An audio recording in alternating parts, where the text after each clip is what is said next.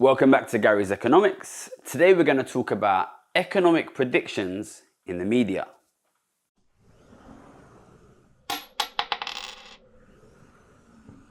Okay, so we started this channel 2 years ago, and the very first thing we did was a video about COVID, predicting how it was going to affect the economy.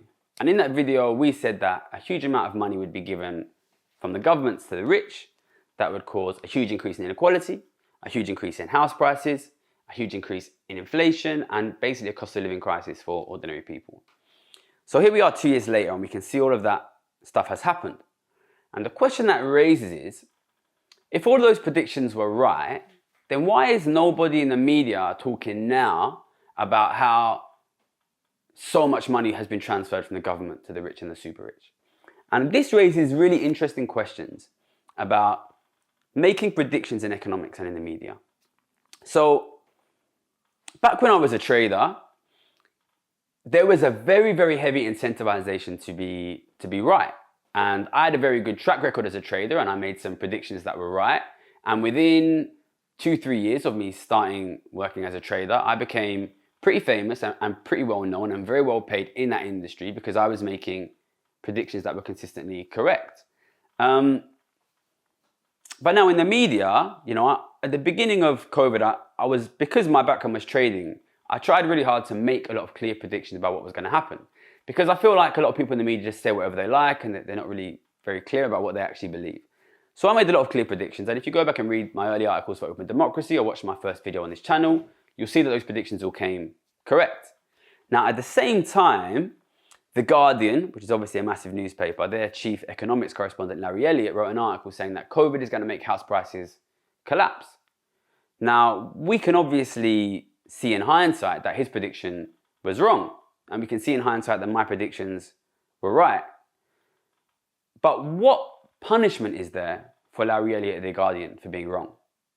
And what reward is there for me being right?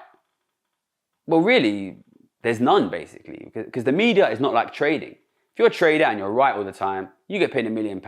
If you're a trader and you're wrong all the time, you get fired. If you're in the media and you're right, a year later, nobody remembers. And if you're in the media and you're wrong, a year later, nobody remembers. Now, the problem with this is it creates a situation where if you are a really good economist and you keep making correct predictions, the media will not generally push you to the front. And if you are an economist who works in the media and you're bad and you make very bad predictions, nobody's ever going to call you out. So what this means is, if you are a really good economist and you want to explain to people what's happening in the media, how do you do it? How does the media determine who gets the important jobs and who gets ignored? Well, if you don't have a system that actively finds the good people and actively discourages the bad people, basically you're going to end up with the people who know the right people getting into the best jobs. You're going to end up in a situation where it kind of becomes a posh boys club, where everybody went to the same school and everybody knows each other, because that's the only way to get in. See, if you're a really good economist, you turn up on the trading floor, you're right year after year. Within a year, you'll be famous. You do that in the media, you probably won't get noticed. And it creates this problem where very good economists can be very well rewarded in finance and in trading, but they'll generally be ignored in the media. And it will be the same in government.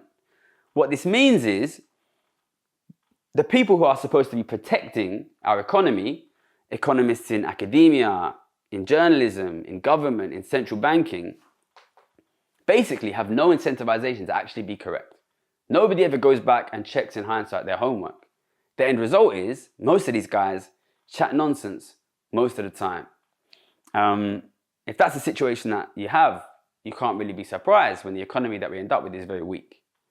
So what I would suggest is that economists who are in very powerful positions, like for example, working at the Bank of England or senior professors at Oxford or senior jobs in the media, I think they should be forced to make predictions. And those predictions can say, look, if this happens, then that will happen.